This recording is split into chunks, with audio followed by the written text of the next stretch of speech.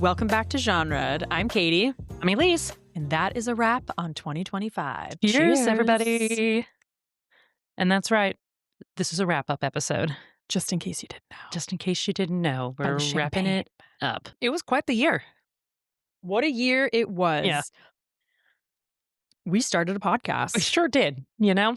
That was just a decision we made in 2025. You know, it definitely wasn't on my December 2024 going into 2025 bingo card. No. You know, I have to find it because I know I did some sort of letter to future me last year in December. Yeah. And you didn't. I think I did. I know it for sure I did. I feel silly about that. And not going to surprise you at all, I don't know where I hid it. So I don't know where it is. I do think it's in this house. I bet it's in a notebook because this is the time of year when you buy 1,000 notebooks and you're going to be like, I'm a notebook girly. But it never happens. It never sticks. No, never sticks. But I do like to start all of the new year with like writing down intentions. I do find that like a lot of the times it works and like things happen. Yeah. There's been a few times where I've like written out my goals and like by Q2. You've accomplished your goals? Yeah. No, it's never happened to me. Well, it's because you're not writing them down. I don't believe in writing things.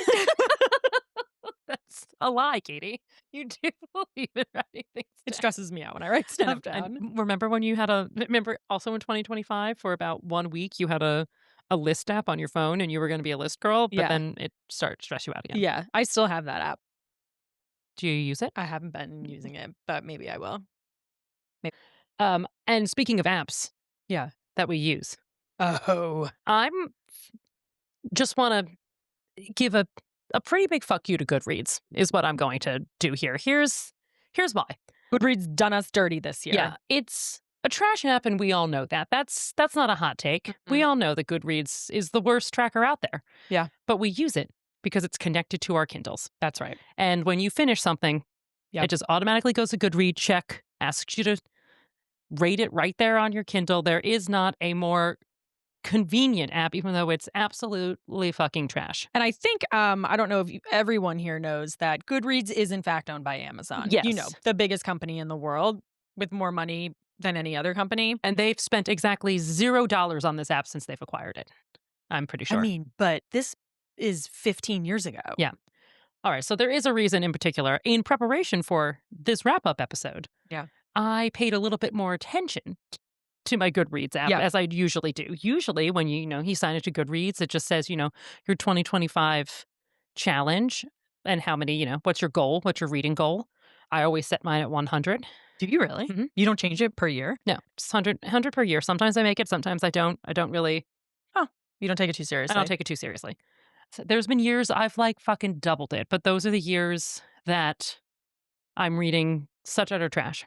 Yeah. That it's, a book a day. The years that I read over 100 books tend to be some of my worst reading years in what you're reading. In what I'm reading. Okay. I'm just in a deep depressive spiral and I just need to be reading Omegaverse over and over and over again. I see. Yeah. But I've never, so I look at it, see how close I am to the goal every once in a while, just move upon my day. But I really looked into it. This year, I exported the data. Also, surprises nobody, made a bunch of spreadsheets, really did some deep analysis of this, did a year over year from 24 to 25 because I had some questions, which we'll definitely get into. And here's the thing I realized, that where you are in your goal, high level, your little progress bar, is double counting shit. I know. So if you finished it and it's still technically on your Kindle, it double counts. It says it's on your Red shelf and your Kindle shelf, which I don't even know what that means. I don't know what a Kindle shelf is. I assume it means it's in your Kindle, but like it's always it's all on my Kindle. And it's not all of them. No, it's actually it's very specific books. And I can't say it's like, oh, these are the ones where I downloaded an audiobook. Because that's not it either. And that's another thing I realized. Books that I might have had on my Kindle and also was listening to on an audiobook, if I happened to finish that book on audiobook and not on my Kindle, it didn't get a date. So it marked it as read, but it didn't give it a date finished. Yeah. So it wasn't on my final list of books. So I had to go in and just absolutely sanitize my data like I was at my day job, and I am mad about it. It both lied to me. Yeah. And didn't do its one job, which was just keeping track of books I read on Amazon devices, Audible included, if I was using Audible as the audiobook. Yep. And sometimes I don't. Obviously, if I was listening to the audiobook on Spotify or something, no problem. That's not connected to Goodreads. I wouldn't expect it to mark it. Or if I was reading a physical book, I would obviously have to manually mark it on Goodreads, but that's not what I'm talking about here. I was using Amazon programs and devices, and Goodreads was not picking it up. It's like, it's the only job. It's the only reason I use the app. Wait, is Audible not also owned by Amazon? It is. That's what I'm saying. Okay, that's what I thought. Yeah, I'm using this is an ecosystem that should be working smoothly, and it does not. But I have to say, the internet's kind of my biz. And I often think that Amazon, trash app. Like, I know. Yeah. Like, there are just some things that I think that Amazon should be doing better. And they are not. No. And unfortunately, Goodreads is really taking the brunt of it this year in 2025. Well, yeah, particularly when I really had to go deep. And I had to tell Goodreads a thing or two. I have some things to say to, I guess, Mr. Bezos, but he's not paying any attention to this app for sure. He's like, Goodreads who? Do I own that? It's so bad. I feel like he doesn't know. Like, also, let us know is when you hear this and you go back and you compare on Goodreads, where you are in the challenge bar that's available all year round and where you are on the 2025 year in reading. Yeah, like, is this just us? I don't know, but like, I really want to know. But like, it was both of us. And like, the year in reading populated for me, I guess, I don't know, a week or so ago. Yeah. And I was like, this is a full 10 books less than what that challenge bar said. Yeah. This is my Goodreads red list. It says your 2025 year in books says 30. And your 2025 reading challenge, when I click into it, says 35 of 35. Well, that's all bullshit. It's all like, that doesn't, why would you do that? And it's because it's double counting things. That reading challenge progress bar needs to be seen to. 100% agree. Well, speaking of which, yeah, why don't we get into the books that we've actually read this year? All right, let's get into the recap. Yes. All right, so Katy, you start us off. How many books did you read this year? Well, at the time of this recording, I have read 30 books. I think that's very good for you. I still have 4 days left. I'm trying to get in a couple short stories now that I know, because I thought that I was on track until Elyse brought this to my attention. I'm so sorry. I mean, it's let devastating. me know that I've got 5 additional books to read in 4 days. I know, and as we've spoken about on the show over and over again, you're not a particularly fast reader. Listen here. I think I am a fast reader. It's just that the time that I devote to reading is less than the time that you devote to reading. Yeah. You just found audiobooks this year. Yes, that is very true. And I think next year you will be using audiobooks more. I think that you will find that greatly increases the amount of books you can read. Half of this year, I learned about audiobooks. Yeah, basically once we started the pod, for the most part. Exactly. Yeah. All right, and now, Elyse, how many have you read? 84. As of this recording, I've read 84 books this year. Not the 99 that Goodreads would have you believe. It's 84. And I'll probably finish 1 or 2 more. In 4 days. Yeah. Yeah, about. Okay. So we're both missing the goal this year. Yeah, we're missing the goal. But like I said, my goal's always 100. Sometimes I hit it, sometimes I don't. And actually, me hitting 100 means I'm not reading any good books. It just means I'm reading trash garbage. So I think it's actually, I'm very proud of myself this year. Also considering we started a podcast this year. Yeah. Which is a time-consuming hobby we've created for ourselves. That's exactly right. Speaking of which, did you, during your data collection of this year's reads, did you identify any genre shifts? Yeah. Wow. Well, did I? So, there's a lot, actually. So I've always said that one of the big reasons I started this podcast was to get myself away from reading Omegaverse and Kindle Unlimited romance. Again, these short, anywhere between like 150, 300, very trope heavy books. Nothing wrong with them, but I was reading them exclusively. I was very much trying to expand my horizons a little bit. And when I did the year over year compare, 2024 to 2025, I did read last year 93 books. Okay. Yeah. So down to 84, 85, let's just say this year. And I read, and they were a ton of romance and Omegaverse. And for the sake of this analysis, I have separated Omegaverse from romance. While Omegaverse is basically, it's a romance, a subgenre of romance, but because it's such a huge amount of both of these numbers, I have separated it. Okay. So last year, I read 41 romance books and 39 Omegaverse books. So of my 93, wow. Yeah. Of my 93, 80 of them were in the romance genre.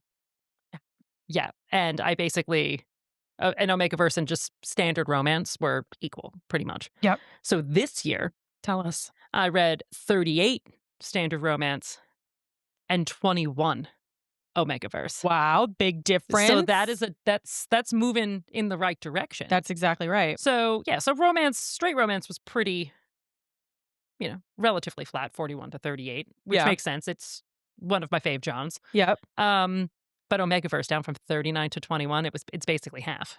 That's crazy. Yeah, isn't that insane? Wow. I think it's more, God, this English major right here. I know. Well, you know what? It started, I should have got, if I went back one more year, if I went back to 2023. Yeah. When I like really found Omegaverse, or when I really sort of refound like the Kindle Unlimited romance. Yeah. I know for a fact that probably in the year 2023, I bet you I didn't pay for a single book. It was just all Kindle Unlimited. So I would be interested to see what that looked like. That would probably be much heavier on like the romance side of things. And I mean, also romantasy and stuff like that too, which you can get on Kindle Unlimited. So those trends are moving away. When I first looked at 2025, I was like, 21 Omegaverse, Elyse. Did you really diversify at all? But I did. I lowered that by almost 50%. And then this year, I also read 2 thrillers, which I don't think I've read ever. 4 sci-fis books. Yep. And 2 what I would call like lit fic books, literary fiction books. And in 2024, it was basically romance, Omegaverse, fantasy, romantasy. So it was only 4 genres. And now you've expanded your horizons. And I've really expanded my horizons, which I think is really great. I think that was some really meaningful steps, which I can only thank this podcast for. I don't think it would have happened otherwise. And listen, I'm not going to stop reading Omegaverse. I'm not going to stop reading small town cowboy romance. Like, I mean, that's not something I'm going to stop.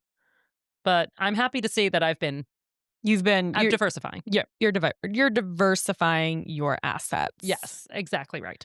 I would say I've also obviously diversified my assets because last year, 100% romantasy. Yeah, I love diversifying the assets. Is what we're going to call it. Okay, keep going. These are all of our assets. Yes. So yeah, I think last year I read like 33 books, all of them being romantasy. Some of the big books, some of the Kindle Unlimited, like random stuff that I found. And this year, it's about half and half.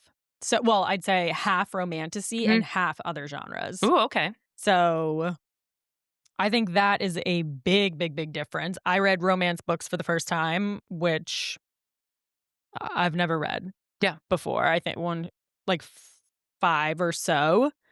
I got back into thrillers, which is a genre that I really loved when I was younger, and I'm very happy that that brought me back to it. And yeah, some of the other, I guess, I don't know what you call them. Literature books. Lit fic, literary fiction. Literary fiction, Dina's favorite. Dina's favorite literary fiction. Honestly, her episode convinced me to read a few. I'll be honest with you. Did we tell her to read Girl Dinner? I'm not sure. I'm always just we gotta passing things back and forth to Dina. Anyway, so yes, I've definitely diversified. I don't know if I don't know how much my opinions changed It's on not my like genre. Like, romantasy is still my absolute favorite genre. yeah. It's still what I wanna read. We were discussing earlier, how can I get to my Goodreads goal? And I kept looking at, like, shorter books, novellas, this and that, and there was no shortage of romance Yeah. books, and I was like, "That is just not what I wanna read right Yeah. now." And so I really had to dig deep on the internet to find some romantasy, fantasy type shorter books that I could hopefully get done by the end of the year. And I am reading, like, a weird book right now, but it is what it is. You gotta do what you gotta do. Gotta do what I gotta do. So it's not as if you found a new favorite genre, but I think maybe you've have some appreciation for at least some of the genres that you said you'd never read, like romance. That's true. Well, I'm very happy that I got back into reading thrillers. Yeah. Like, I read a couple more outside of the podcast book reads for, in the last couple weeks, Mhm. and I'm glad about that. So Awesome. that was fun. Yeah. Yep. All right. So we're also going to do a one-line plot for our 2025 year of reading, and I, I'm going to go first. Okay. Okay. So Go here's first. mine. 2025 was the year I launched a podcast to escape my Omegaverse habits, dipped a toe back into fantasy, fell headfirst into cowboys, and somehow became devoted to a man named Carl and his cat, Princess Donut. Oh my god, that's so good. Okay. Mine is 2025 was a year of reading faster than ever, leaving my comfort zone, and giving out more 3-star ratings than I ever thought possible. Oh, yeah. yeah, that's good too. I did see in one of the Goodreads analysis, like, your Yeah. average rating much lower this year. Oh, really? Yeah. It's because you were reading books that That, like, I you would not have you would have never normally. chosen. Yeah. Yeah. So I thought that was Oh, that's interesting. interesting. And Yeah. I didn't, you know what? I didn't rate last year. This year is also the year I've started consistently rating books. Remember when we started this I podcast, I know, was I giving thumbs know. up, thumbs down. I still want to do it sometimes, No. but I don't. I rate. This year is the first year I've rated books, so I couldn't do a YOY analysis A year-over-year analysis. of my ratings because I did not rate last year. All right, Elise, I know this was a tough job, but can you please give us your top 5 books of 2025? I will. I will. Thank you. It was tough, and as you'll see, I took some liberties, but but for the most part, there's 5, and I have a tie for 5th place. Okay. Okay, and it is surprising everybody. I think Girl Dinner, I'm not surprised you ended up choosing that. because when we did this episode, we pretty much said we hated this book. Yeah. But it was also the episode, like our longest episode ever. We talked Yeah. about it forever. I'd said I'd never recommend it to anybody, and I haven't stopped recommending it since then. I had to move my rating from 3 to 4. Mhm. And honestly, maybe it needs to be a 5. I don't know. But Oh my I god. haven't stopped thinking about this book, and I really think that That says something. that says something. But I am going to give it a tie with I Who Have Never Known Men, which is actually one that I just finished over in the break, and you've seen it on TikTok and things like that. It was Mhm. a re-release of a book by Jacqueline Harpman, and it's also a translation. It was originally written in French, Okay. and it was originally written, let's see, in 1995. Oh. And they re-released it this year, and it is a really cool book, also a thinker. Like, I would call this more of a literary fiction book, Okay. but it's also a little bit genre defying. It's Okay. kind of speculative fiction. You wouldn't necessarily call it sci-fi, but you could, maybe. Okay. It's a little bit of a coming of age. I would think there's a lot of, like feminist themes through it. Very interesting. Like, it's a real thinker. And I think I'm going to be thinking about it for a while. And honestly, could possibly even do a reread of it. It's one of those. Okay. And it's short. It's like 180 pages, something like that. Maybe I should put it on the list. Put it on the list. I mean, I would love to see what you think of this, but Okay. I would love to. I'm not sure. It's definitely not something you would have ever just picked up yourself, for sure. Okay. But I think there's a reason why it was like all over the internet Okay. this year. Like one of my friends, Carrie, who I work with, she Yeah. read it and I read her Goodreads review of it. And she Oh. said it was a fever dream. And I'm like, yeah, I think that's actually a pretty accurate way of describing it. Okay. Okay. So my number 5, I played by the rules, Elyse. I didn't have any ties. I know. Sorry. Okay. I don't know, Tune. All right. My number 5 is We Are All Guilty Here. Yeah. Karen Slaughter. I was very happy to put a thriller on the list. I did have some ties because I actually only have, I think, 4 5-star books this year. And I had a bunch of 4-star ones, but I chose this one because I had a lot to say about it. Yeah. And I really enjoyed it. So that's mine. And it was so twisty. Twisty twists. Yeah. Okay, coming in at 4 is the entire Bourbon and Lies series, although I'm just going to pull out Bourbon and Lies for this, but all 3 of them. I think this was one of the best romance series I read this year. And as we discussed, I read a lot of romance this year. I think it's a really good book to get people who aren't into romance to read romance. It's got a bit of a thriller subplot in there, a mystery. So the third act is not your standard third act breakup, right? So it's a little bit different. It breaks some of the, tried and true tropes of the genre, even though it sticks to romance. But I think it was really good. And I even think Katy, who this was probably the first romance you've ever read, you even really enjoyed it. I did also enjoy it. And just a shout out, Elyse recommended this to my best friend Erica, and it's truly the book and the series that got Erica into being a regular reader. Yeah. Which is crazy. 2025, the year Erica became a reader. Yay! And that's all thanks to us. I know. You know what? That's unbelievable. Let's cheers again. Cheers again. Cheers for us. Cheers for us. You're welcome, Erica. All right. My number 4, I actually don't have. And I'm bummed. Yeah. Because I should have bought it at Barnes & Noble today. We were. I would have bought it. I was at Barnes & Noble. Yep. So my number 4 book is The Gift by Frida McFadden. Oh my God. Which is really a short story. And I just read it 2 days ago. Yeah. It's super, super short. But it kind of just shocked me. It shocked me. It was not exactly what others would think of it right off the bat. It's a little short story, a little holiday short story based off of the Gift of the Magi. The Gift of the Magi. But it has a little twist, which I'm not going to say what that is here. But I laughed out loud. I know. You really did. You were like, that was... And I had to make Elyse read it because I was like, I can't wait till you read this and figure out the twist. And Elyse didn't figure it out. I didn't. Yeah. I was so distracted by the fact that it was a Gift of the Magi sort of retelling that I just kept picking up all of those things. And I missed the thing that made it hilarious. The thing that made it 5 stars. Yeah. The thing that I missed the thing that made it 5 stars. You're right. Yeah. So I mean, maybe we need to read more Frida McFadden. Maybe that's what we've learned. I think I like what she was bringing to the table. So I know. And we've never. I mean, Housemaid just got released in theaters and stuff like that. That's her biggest one. Yep. And so we've never read it. But might have to bring that to the pod. All right. Okay. So my number 3 is Serial Killer Games.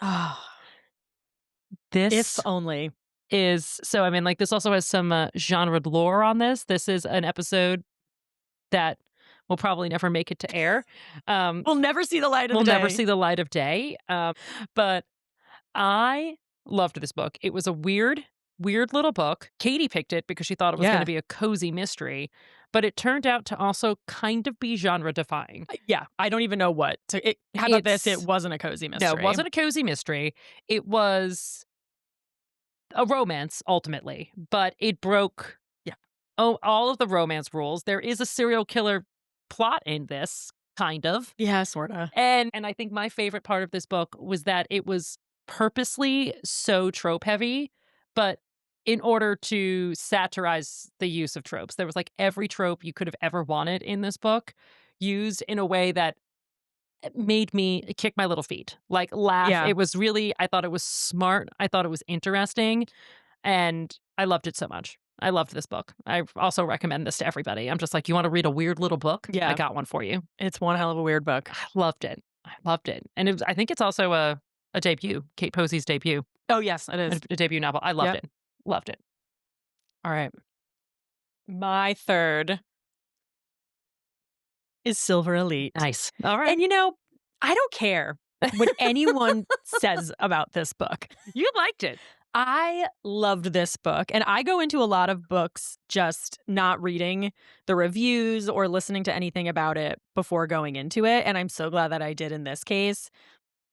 And whoever the ghostwriter is for this book. Yeah. Or the real writer, because Danny Francis is definitely not their name. Danny Francis is definitely not their name. I thought you did a great job. I thought this was great. I thought it was a fun book, different, but definitely in my romantasy comfort zone. Yeah, it like brought some dystopian tones. I Yeah. think that we haven't seen in a while. I thought it was good. Yeah. Yep. That was a 5-star read for me, just saying. Yeah. You have my number 2 over there. So my number 2 is Rose in Chains, which I thought was just a really great romantasy book. Yeah. I think it stood on its own. It's obviously one of the many Yep. fan fictions that's been traditionally published this year. And I think it stood alone away from the Harry Potter world in which 100%. it came from. And even though I think I went into it thinking it might have been a standalone, it's obviously not. There's Yeah. going to be a series into it. I think it's good that it was a series, because if we've learned anything from Alchemised, a 1,000-page book is actually not what I want. Sometimes No. I think it is, but it's Yeah. actually not what I want. I think I would prefer to wait a year to have really well done Yep. segments of a book I agree. than to have it all at once. I often think that with fantasy books too. I'm like, why do you need to give me 7 books? Why Yeah. can't it just be one book? It's I tough. think I take it back. I think it Yeah. needs to be a series. I think this one proves it, and I just think it was really well done. A really good romantasy book. Yep. All right. My number 2, I think this came out last year, is Phantasma. So I read this right at the beginning of this year. Okay. Like right in the beginning of January, and it's a book that I recommend to everyone. I haven't read it. You haven't read this? I know. I just Oh my! I was like, I thought you recommended it to me, but no, it was Amanda. Oh yes, Amanda did. She stomped her little foot. Yep, Amanda was home for Christmas, our little sister, and read this book, and then kept saying, "You have to read this book. You have to read this book. You're gonna love it." And I kept forgetting about it, and I finally read it in the beginning of January, and I was like, "Okay, you're right. This is an awesome book." Yeah, I love it. I recommend it to everyone. Another 5-star read. Beautiful romantasy. Okay. And then my number 1 No book surprises this here. year, and it's also a series. It's Dungeon Crawler Crawl. This surprised me in every way. I think I'd have to look, but I started this book maybe last month. The first Yeah. series, I think so, Yeah, I think so. November. I'm on the 5th book now. These books do get chunkier as they go along. I think the first book was, what is this, like a solid, 450-ish sort of page book. The Okay. 5th book now is over 700 pages. Oh, damn. And I think they just get longer. But I don't usually just grab books written by dudes. Again, as I've said previously, it's a hangover from being an English major and having a master's degree in rhetoric. You read just a lot of dudes. And so when I read for pleasure, I usually say, no, thank you. Yep. But this is really grabbed me. It's like all I'm thinking about. It's all I'm talking about. I think 7 books are out now, and it's not a completed I was series just gonna yet. say it's not. No. Damn. And I'm on 5. It's definitely more sci-fi. Technically, its sort of subgenre is lit RPG, which is definitely something I've never read before, and I had to look it up. It's basically a literature role-playing game, and I know. I was like, I know what that is yeah. in video games, but And that's what it's. It's basically it's when the book is a video game, and that's what this is. Oh, okay. I love it. It has a lot of depth. to it for a book that also has like a lot of fart humor. It's doing a lot. It's doing a lot. I think as I'm going through the series, it's really growing as a series as well. On top of, I think, one of the greatest friendships ever written, which is Carl and Princess Donut. I know. Princess I Donut, the want to cat. read it just because of that. Yeah, Princess Donut is a cat, and she's again, I think could be one of my favorite characters. That's so beautiful. Yeah, it's unbelievable. So, I mean, I'll keep you posted. I still have more books to read, but Dungeon Crawl Carl is my number one book of the year and also my surprise of the year. All right. My number one book of the year is Rose and Chains. I was floored. I absolutely devoured this book. I loved it, loved it.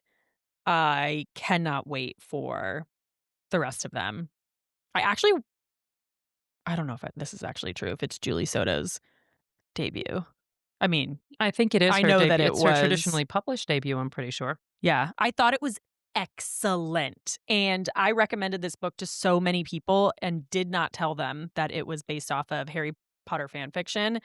And they were like, oh, once I told them that, they were like, whoa, okay. But it completely stands by itself. It has a world that makes so much sense, magic that makes sense, that is interesting, that is different. And I can't wait to see where it goes. Like, I wonder if it's going to follow the same path as Alchemized, or if by the time we get to the third book, something totally different is going to be happening. Yeah, I So think that was my number one. nice. Yes, we had literally only one crossover. I know. I'm not surprised that Yeah. yours was Rose and Chains. Uh, I'm I'm not too surprised by your books. No, I'm not surprised by yours either. Yeah. And I feel like some of those books come into play with some of our other ones, like down here. I mean, obviously, we've read so many books together this year, the first time ever because of the podcast. And to have only one real crossover in the top 5, I think is interesting. Next big question. Yeah. What was your most overhyped book of this year? So mine definitely has to be Onyx Storm. Didn't even read it. I know. I was so done after Iron Flame that I was like, I'll let Katie read Onyx Storm first. And then everything you told me about it, I was like, I don't know. Maybe I'll get around to reading it, but it's not high on my list. So I love the Fourth Wing series. Mhm. Like, I thought it was great. I loved it. I love Magic School.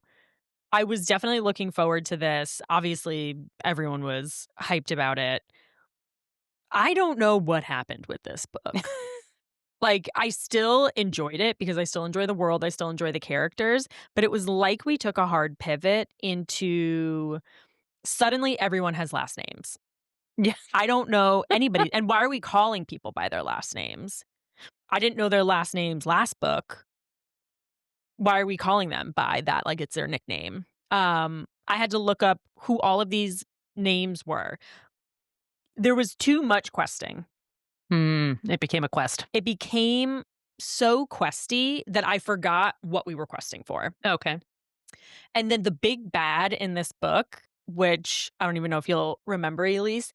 So it was this woman. I'm not even going to go into what she is, but she was just showing up everywhere. She was just like showing up everywhere. And do you know who she reminded me of? Who? In the video game Spyro, Okay. that little wizard that holds the egg that you have to get, and it's like, Yeah. and it's so hard to get that egg all the time from that little grasp of that wizard. That is what the big bad reminded me of. She just annoyed me. She was bothering me. She was just showing up all the time. Just to be like, I'm here and you can't get me by. You can't get my egg. Yeah, so the ending was very good. Like, I thought the ending was very cool. I can't wait to see what comes out of it. Mhm. But I was disappointed in everything that was happening in the middle of that book. Yeah. All right. Yeah. What about you? I may or may not get around to Onyx Storm. I don't know. It feels like I have to just because Of pop culture. yeah. Yeah. But Man, and they're long. They're long books to be annoyed Yeah, while you're reading it. it's true. So I hear you. Mine's Alchemized. Yeah. And to be fair to Alchemized, I don't know if I'd have a different opinion if I didn't read Manacled. So I do think my biggest gripe is that I don't think the world that Yeah. was created for Alchemized stood on its own. I don't think Yeah. the world building was strong enough without the shortcut of the Harry Potter universe Yeah, I agree. that it stood on its own in a way. I do still think the storyline of Alchemized, of Yeah. Manacled and Alchemized, is tragic, well written. Yeah. I think it has some very poignant and interesting things to say through it. I mean, at the end of the day, it's a war story. It's a war book. It's a war book, and this is about two people who were utterly destroyed by this war and honestly destroyed themselves in the Yeah. process. And it was a love that barely saved them, Yeah. Yeah. but just barely saved them. And I do think that that is a really interesting take if we're going to throw this into like the romantasy sort of genre, which I hesitate, but it's definitely in that world. It's a Yeah. really interesting take on that. Again, a little bit of genre bending. Yeah. And I do think it was beautiful at times, like Yeah. the type of message it was trying to get across. But as a 1,000-page fantasy book, it Stuff. it was tough, and it was because, in my opinion, it needed the Harry Potter shortcut. Yep. And it didn't stand on its own. Yeah. I agree with you there. All right, let's go to tropes. Okay. Let's do our trope MVPs of 2025. Okay. What is or was your favorite trope of the year? So it doesn't surprise you that I did an analysis. This was part of the analysis that I did. Shocking. So if we're going to be technical about it, on my analysis, it was small town found family. Were Okay. like the ones that I read the most of this year. Okay. I do think that's mostly thanks to Elsie Silver, because I read pretty much her entire catalog this year. And so that's going to be very small town romance. It's a cowboy romance, but small town romance, a lot of found family in there. So that was my trope of the year. Okay. I would say my trope of the year is morally gray or dangerous love interest. Okay. Well, yeah, that's not new. I don't know. You think it is? I feel like it's newer All right. for me. I felt like I read darker books, maybe some more darker fantasy books this year that I actually enjoyed because I have read them in the past and I've been like, I hate this. Okay. And so I would say morally gray is my trope of the year. All right, what are you sick of, tired of? I think I'm moving away from like the fated mates of what is basically Omegaverse, right? So like in Omegaverse, fated mates is the subplot. They're always trying to find their even mate. they're human. Okay, it doesn't matter. Doesn't matter. Yeah. We've already been through this, Katie. But that is the main trope of all of those books. And I think I'm moving away from it. I think it'll always have a place in my heart. But I think I want something new. I want something new. I want something fun. Okay. I would say even a book like Mate that came out this year. Allie Hazelwood's Omegaverse, but it's not. Well, now you're confusing me because there's werewolves in that book. Yes, so it's not a classic. It's not a classic Omegaverse, but it is a take on it. Has a lot of the Omegaverse tropes and kind of elements to it. I think that's a more interesting take on. Is what I'm trying to say. It's a more interesting take on this trope than what I have been reading. So I think I'm moving away to some things a little bit more nuanced, if you will. Okay. I don't know if I'm going to say this is the trope I'm officially tired of or a trope I really didn't enjoy this year. And I put like women behaving badly, like messy women. Okay. And because of girl dinner?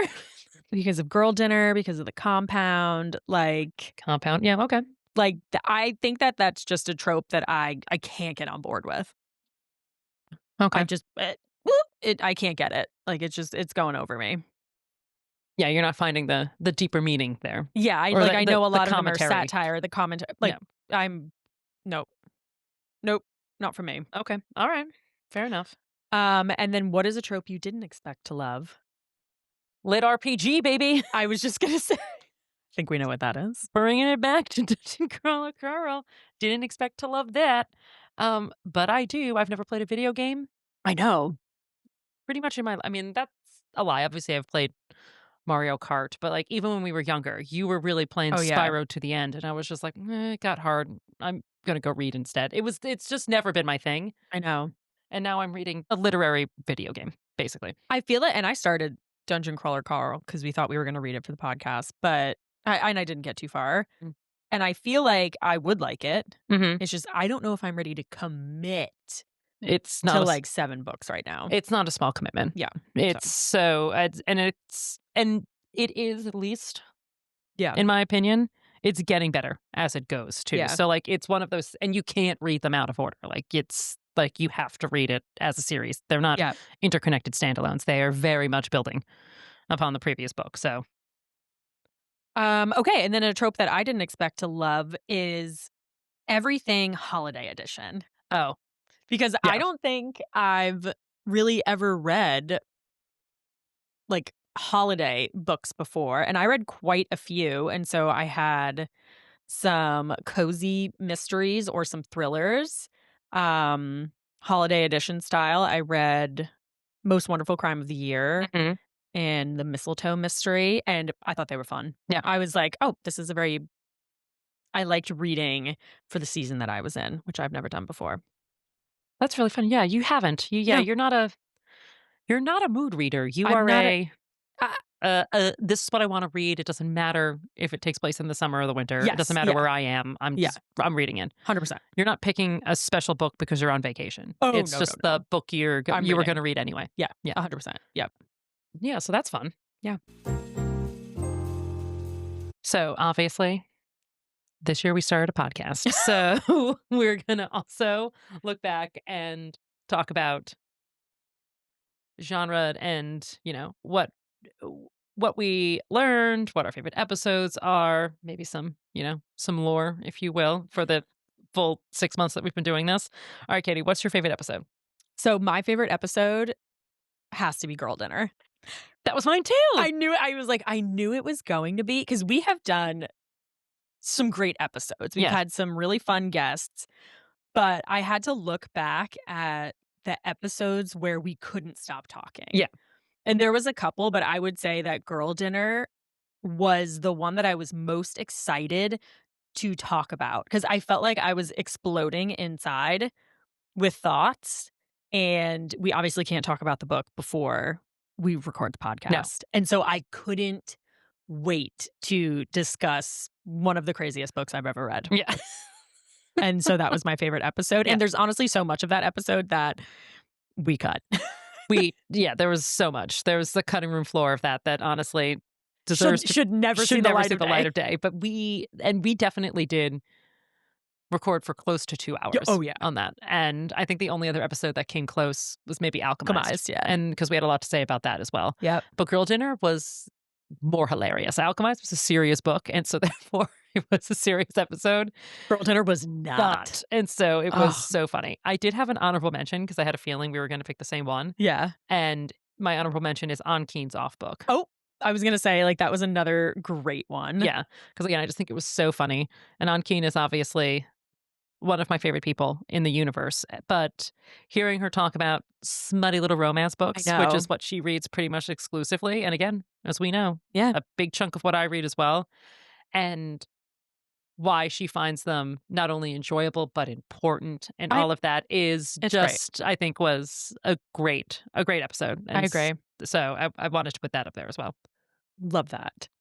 That's actually a good segue. Yeah. Because we also when we started this, we were just going to do 2 book episodes a month. Yeah. Just give us time to read the books. But as we started this podcast, we were talking to people about it, it became very clear that A, everybody has something to say about books. Yep. And B, everybody wants to be on a podcast. Everybody wants to be on a podcast.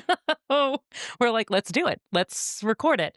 So that's why we started Off Book. And I've also had a ton of fun doing that as well. I think that was a really good way to bring like our friends and family or people that we look up to, people in the reading community, something that I feel like can grow over time because everybody can listen to an interview about somebody talking about books, but people might not always be reading the same books that you are. Like, this is like not a book club. Like we're not trying to have people read at the same time and then listen to our episodes. And so I think that was a really fun way to incorporate people that we think are awesome. Yeah, I think so too. And I think it's been so fun. And we're obviously going to keep continue doing it. But that's, I don't know, a way that even in the 6 months, we've tried to evolve a little bit. Yep.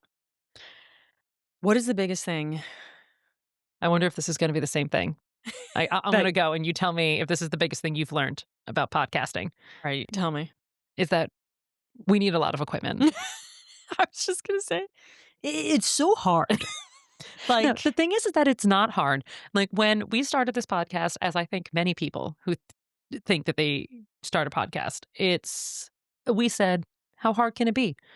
Always do it. And that's true. Okay, that is true. It's not hard. Any dum-dum can plug a microphone into a computer and record a podcast. But here's the thing. To do it even a little bit well, you need a tremendous amount of equipment. Katie right now is kicking some of the equipment that we need. And I'm also like, we're not saying that we're out here doing this better. No. Or well. No. But I mean, this is DIY. We're DIYing it. This is not a call her daddy recording setup that we have right now. Like, I wish everyone could see right now that my foot is like underneath my phone that's recording me. A tripod holding her phone attached to a mic. This microphone cord is wrapped around my leg. Yeah. I have to pee incredibly bad, but I don't think I can get up to make it to the bathroom without knocking all everything's this stuff over. down. There is 1, 2, 3, 4 lights. Each one of us have 2 lights, and this lighting setup has been something that is just evolving, constantly evolving because, and you know what? This is just for the social media clips. This is just because without marketing a podcast, no one's going to listen to it. What are we going to do? Just going to put the audio on Apple Podcasts and just hope that somebody says, look at these ladies. So who would know? Who would know? No one would know. No one would know. So we got to put it on social media. And now we're influencers. If only we were actually. So one of my things is that social media is so hard. Yeah, social media is the hardest part of this. I would agree. I would say me and Elyse could sit here and talk about books for days on end. Yeah. And luckily, because we're sisters, it's the sort of setup of like when we record, how we record, when we have podcast meetings, when of that. It's pretty fluid. It's fluid. And it's on everybody's mood schedule. Yeah. Like there's been times where I sound like we can't record. I'm in a bad mood. Yeah. And so it will be a bad episode. Let's do it tomorrow. And that's on being sisters. So and honestly, thank God in that sense. Because once other people get involved, you gotta be a little bit nicer, a little bit more accommodating. That's true. I know. It's rough. Which is tough. But the social media, hard as hell. Is the hardest thing. I still don't get it. You know what I'm thinking about right now? What? We haven't posted on social media today. It's really hard. I know. We're going to have to finish this podcast, post something. That's the hardest part. And I think that's the part that, I mean, we're going to talk about 2026 and what our goals are, but that's one of my biggest goals is just to crack how to work it for us. Yep. Right? Like it has to be a for us version of it. And we haven't cracked it yet. No, like listen, this is low budget. This is DIY is what I like to call it. This is DIY. It is important to say, while I say we need a lot of equipment, this is an Amazon shop. You know what I'm saying? There's no digital SLRs in this. This is just. You did buy a MacBook though, so. Yeah, I needed it for several other reasons, but true. But I was working on like a 7-year-old Chromebook, so. It was horrifying. I think it was time. Yeah. All right, Katie, it's time for our 2025 wrap-up game, and this is going to be just rapid-fire superlatives. Okay. Okay, so I'm going to give the question. You write on this little whiteboard that we definitely got for Dancing with the Stars, but we're repurposing it for this. Your answer to the question. Are you ready? Okay. Okay. I'm ready. First one. Best book boyfriend of the year. Okay. Spelling doesn't count. Spelling doesn't count. Okay. Ready? 1, 2, 3. Boom. Ah! Oh. Oh, interesting cross. Mine's Ace Fox from Bourbon and Proof. Love Okay. it. All right. Okay. Next one Okay, wait. Oh my God, this goes so fast. is Yeah. the person you would most want to hang out with from a book. Okay. Okay. Okay. I think I know who yours is going to be. I don't think so because I almost want to change it. It's too late now. Okay. All right. 1, 2, 3. Oh my God, Bartholomew! Would you put Clara? I put Clara from Holiday Ever After because I thought you were going to pick Princess Donut. I know. I was going back and forth between Clara and Princess Donut, but I decided to choose a human. God. Clara is a lot of fun, though. Yeah. I would definitely want to be hanging out with her. But obviously, if I could hang out with Princess Donut, I would. Bartholomew is the shit, though. Yeah. Okay. Sequel you're most excited for. Okay. Ready? Yeah. 1, 2, 3. Ooh, I did Rose and Chains. Silver Elite for you. So I was going to put Rose and Chains, but I don't know if we're getting that anytime soon. And I feel like we're going to get Silver Elite next year. Okay. Fair enough. Which is why I did it. But yes, I would say Rose and Chains otherwise. All right. Best plot twist. Okay. I feel like this is going to be the same because we wrote for the same amount of time. Okay, 1, ready? 2, 3. We're all Yeah, we're guilty here. Yes, that was the best. There was literally this book had plot twist on plot. The plot twists had plot twists. They did, and it was so good. It was so freaking good. Okay, all right, I'm gonna switch sides. Okay. Now, the book you can't stop thinking about, for better or worse. All right, 1, 2, 3. 3. Yes, Girl Dinner. See, Katie? And I would say for worse. I know, and I would say it started out for worse, and then it became for better for me. It was a real grower. Mm-mm. All right. Okay. Fave new to you author. Spelling doesn't count. Yeah. Okay. 1, 2, 3. Oh, ooh! I did Frida McFadden because man, who would have thought that just a under 100-page novella would have absolutely thrown you? I was chuffed. Yeah, like I was absolutely chuffed by that short story. Mine is Matt Dinneman of Dungeon Crawler Carl fame. If you would have told me my new favorite author of the year would have been a man, I would have called you a liar. Is that his debut novel, Dungeon Crawler Carl? I'd have to go back. I believe so, but he was doing other things, so I could be wrong. Like he's I think actually pretty big in just like the role playing game type of world. So I don't know much about him. I'd have to go and do some research. Okay. Worst third act. All right, ready? 1, 2, 3, go. Oh. Yeah, so mine is A Witch's Guide to Magical Innkeeping, and it was a cutie patootie little magical romance until that third act in which I wanted to toss it right across the room. Yeah, I agree with that. Yeah. I'm going with The Compound because there was no payoff at the end of that book. That's fair. Yeah, that's fair too. Okay. Most unnecessary plot twist. Okay. Ready? Yep. 1, 2, 3. Oh, interesting. So I just shortened it. The magical innkeeping. Yeah. Like what I thought was worst third act, you thought was unnecessary plot twist. Yeah. That's like fair. We didn't need that. No. And mine was serial killer games, but like in a great way. It's like because there was plot twist. There was also too many plot twists in that book, but I found them all hilarious and all excellent. And it's a little bit cheating, as I often do with rules I make up. But I think that was mine. Okay. Books that felt like a personal attack. I think this is going to need no explanation. Is it the same? Oh. So yours was Girl Dinner and mine was Alchemized. Everything in this book felt like a personal attack on me as a woman. Like every piece of this was a personal attack. Book you'd adapt for TV immediately. Ready? 1, 2, 3. Oh, Dungeon Crawler Carl. I mean, yes. It would be such like I want people who don't read to read this book, like our father. Yeah. I'm not going to get my dad to sit down to read a 700-page book, but But he he would would watch the show. obsess Yeah. over a show. I think The Compound was such a weird book to read, but I think it would come across much better in a TV show or a movie format. I think that's right. Yep. All right. Ooh, that was Wow, fun. that was fun. Honestly, Thrilling! we should be doing this more often. I know, I kinda like this. I know, me I mean, too. these are kinda shitty, but I mean, yeah, listen, we can whatever. find better versions of this, but Low budget, like we said.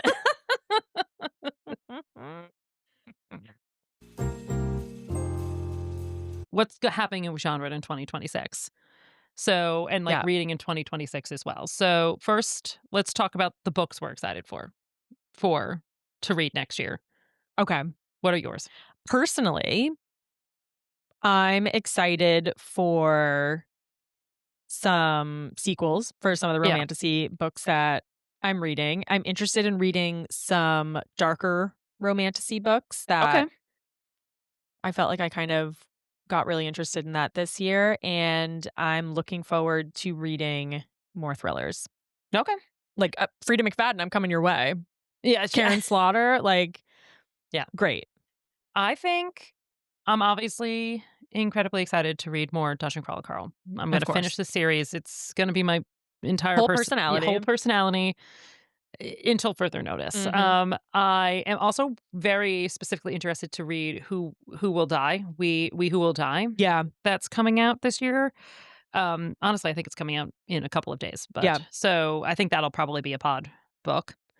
And then Victoria Wadler is coming out with a new sort of series called Whiskey Women, The Whiskey Oh, Women, and it's in the Bourbon and Lies world, but it's going to new take new characters or characters. So I think it's going to be in that world. So I'm sure we'll see the Fox brothers and everybody, but it's going to follow some ladies in this whiskey world. That's interesting. I think I I definitely enjoyed Bourbon and Lies more than I thought I was going to, and I think it was because it had, like, a mystery Hmm. element to it, and I think I had said I would read the other Yeah, books. I also think Victoria Wadler is about to like blow up. I think she is too. We follow her on social media, and I feel like there's a lot going on Yeah, in well, her so world. I didn't even do this on purpose, but I loved the Bourbon and Lies series so much. I bought the indie book because she Was independently published. she published all Yeah. of those independently, forgetting what publisher, but she's going to be traditionally published. And these covers Yeah. that I have like don't exist anymore. Wait, do So you have all the 3 yeah, books? I have all Yeah. 3 of those. I just I love them so much. I wanted to get them, so I purchased them. Now they're like the indie covers that won't exist anymore. Oh, that's cool. I know. I like Oh, didn't mean love to. that. Head of the Great game. for her. Yeah, no, really good for her. I think she's about to be one of the bigger romance writers, Right, in we my love opinion. you. Okay, I have some reading intentions this year. I'm not necessarily going to call them goals, Okay. but I don't like making goals, so please tell me yeah. yours. So I want to read some more memoirs. Like not like I don't think they're ever going to be my main goal, but I'd like to read some more memoirs Okay. because I think the last few that I tried to read, You didn't like the people. I yeah, I didn't like it. I tried to read the Matthew Perry one and I was like, I Yeah. want to throw this book and this man across the room. God rest his soul. Yeah. So and everybody was like, it was so good, it was so good, it was so good. And And I'm you were like, like, I couldn't get through it. I don't know how yeah. anybody could. So I want to give the genre another shot. Okay. I want to really read like older books that I quote unquote missed. Things that I just didn't get to because I was too busy reading Omegaverse. Yeah. Like I'm talking about Red Rising, maybe Onyx Storm. Who knows? Yeah. The a few like series that I couldn't get to for whatever reason that I Yeah. really would want to. Most of them are in like the fantasy romantasy world. I'd love to pick back up Brendan Sanderson. Oh, yeah. Like I want to get back into those, and I'd like to keep Omegaverse to like 10% of my reads. So I do Yeah. enjoy it's a real comfort genre for me, Which is insane to me. but I want to keep it low. I Yeah. want to keep it low, Yeah. one a month. Okay. That's Those are we'll some see how good. that goes. I mean, if I get into a depressive episode though, Yeah. That's all you're gonna read. yeah, it's all I'm gonna read. I mean, All like bets are off, all bets baby. are off. Okay, I'm gonna protect my mental health by just reading a million of those back to back. But we'll see. We'll certainly see. Yeah. I don't like goals and I don't like intentions. I don't really like looking forward. I know you're You know? a real Scorpio.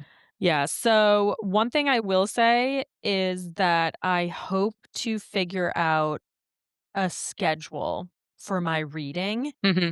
that allows me to read both books that we're reading for the podcast and my comfort books that I want to read. Okay. Yeah. Because sometimes I need a little bit of a Uh-huh. mix. Yeah, I think so. You know what? I have a suggestion for you. Tell me. I think podcast books need to be mostly audiobooks. And then the books you read before you go to bed are going to be your comfort books. Yeah. I think that's how you try to separate it. It's not going to work 100% of the time, but Yeah. that's the way that you think about it in your head. Like the podcast books are what you're listening to when we're doing all of our drives, when you're, Yeah. commuting to work, when you're doing your nails. Like it's just, you're also those are your audiobook forward books. And then when you're falling asleep at night, those are your comfort books. Good suggestion. You're welcome. Thank That's you what so I'm much. here for. Thank you so much. And then finally, what's going to go on with genre in 2026? We have, Great question. because I forced Katy to make some goals about this, we have some ideas. I think what you're going to see is basically a continuation of our 2 book episodes a month, and then 2 Off-book off-book interviews. episodes, interviews a month. And I think we're going to try to diversify our off-book episodes a bit, so not just people who are our friends. I think we're going to try and get some authors, some book influencers, just some regular influencers that we've sort of like made friends with as we've been sitting here trying to do social media. Maybe they can help us. Yep. But we definitely, I mean, there is something to the community you build when you're online. And we've definitely made some friends. Yeah. So trying to get those on, I think those people on, I think will be really great. And then our other one is, I guess watch that social media space. We're going to try and figure it out and be a little bit more consistent. Yeah. I think I feel like really in the last few months, we've started to find a groove, but I think we need to find more of a groove, to be honest. We definitely need to find more of a groove. We've lost the plot on YouTube. Yes. Gotta say, it's very difficult to post on multiple platforms on a regular daily basis. We'd love to be able to put, since we film every episode that we do, we'd love to put them out on YouTube, like on long form YouTube, on YouTube, so you can watch along. So we're going to try to figure that out. But like we said, this is a DIY. I know. I mean, in fact, this is the first episode right now that we're trying to record both for YouTube to put out on YouTube and also like for social media clips and then also audio. We'll see how that goes. Who knows if it's going to work. So maybe next Thursday, you might see this on YouTube. Or if we lose our minds trying to figure it out, you will just see it wherever you stream your podcast. Yes, exactly. So yeah, that is a big goal, is to get on YouTube for sure. And yeah, I think that's really, it. That's 2025. That's 2025, and that's looking forward to 2026. Yeah, we just want to thank everybody that even listened to one episode of our silly little podcast. Or just liked one of our silly little clips that we put on the internet.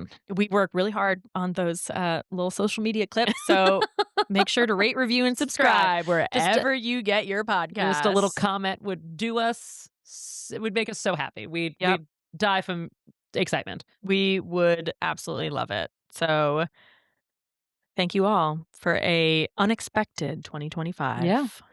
And remember, no genre shaming unless it's funny. Bye.